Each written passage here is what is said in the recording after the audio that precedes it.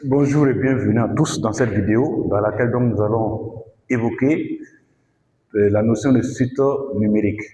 Et dans cette vidéo, on va parler plus précisément donc de la convergence des suites, de la divergence des suites et aussi de la convergence des suites monotones. Alors donc ici, nous allons très vite donner quelques définitions et donc à l'issue de ces définitions-là, on verra comment donc prendre quelques cas d'exemple. Voilà, bienvenue à tous. Alors, donc, on y va avec un. Suite convergente. Suite convergente. Alors, il faut savoir que une suite est dite convergente lorsque elle admet une limite finie, tout simplement. Donc, lorsque vous calculez la limite de la suite, vous tombez sur un nombre réel. Dans ces conditions, on dit que la suite en question est convergente. Voilà de manière simple la définition. Alors donc ici, on va partir d'une suite UN de manière générale. On va écrire que UN, alors on va marquer N à valeur dans I, est convergente lorsqu'il existe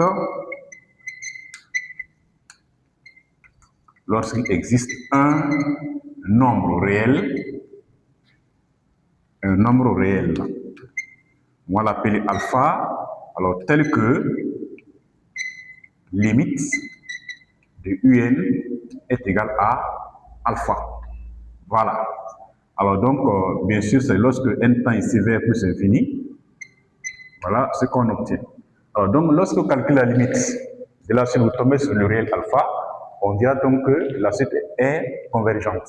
Et en général, converge alors vers le réel alpha. Donc voilà ce que nous avons ici comme définition. Voilà.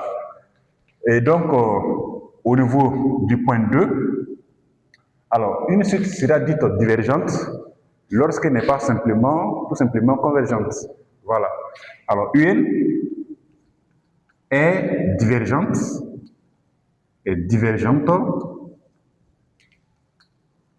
lorsqu'elle n'est pas convergente.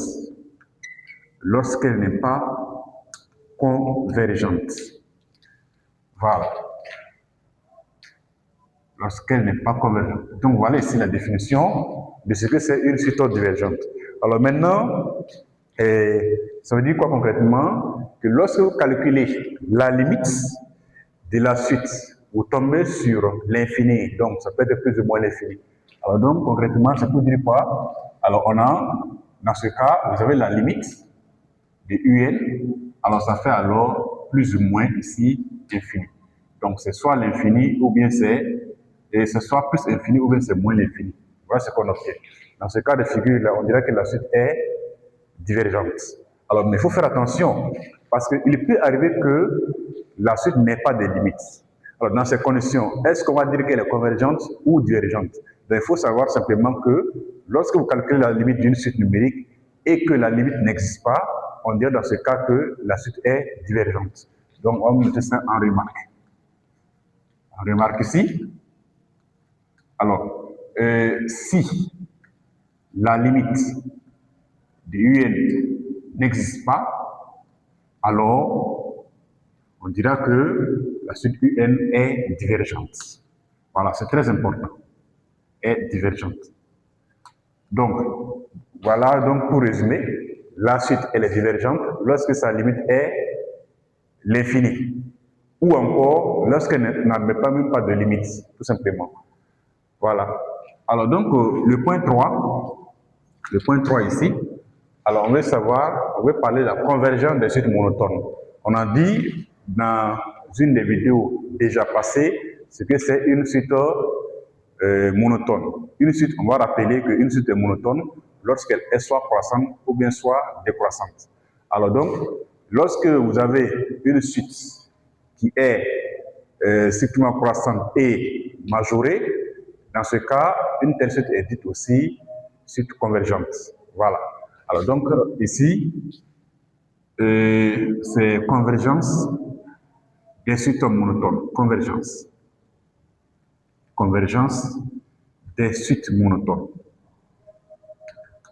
Des suites monotone. Alors donc voilà, on va dire que toute suite, tout simplement, toute suite croissante et majorée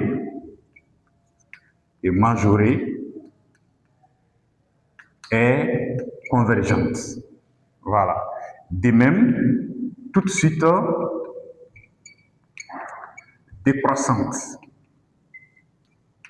décroissante et minorée est convergente. Voilà. Donc, toute suite croissante et majorée convergent. De même, toute suite décroissante et minorée convergent. Donc, dans tous les autres cas, c'est-à-dire que on dira simplement que la suite n'est pas convergente, donc elle est divergente. Voilà. Autrement dit, lorsque vous avez, comment on appelle, la suite elle est croissante et elle n'est pas majorée, c'est-à-dire que elle n'est pas convergente tout simplement. Voilà, donc voilà ce qu'il faut retenir pour ce qui est donc la définition concernant les 3 points signalés ou mentionnés ici. C'est très important parce qu'il faut le dire, les mathématiques sont basées sur donc les formules qu'il faut connaître, c'est-à-dire le cours ici. C'est très important dans l'apprentissage des mathématiques. Merci.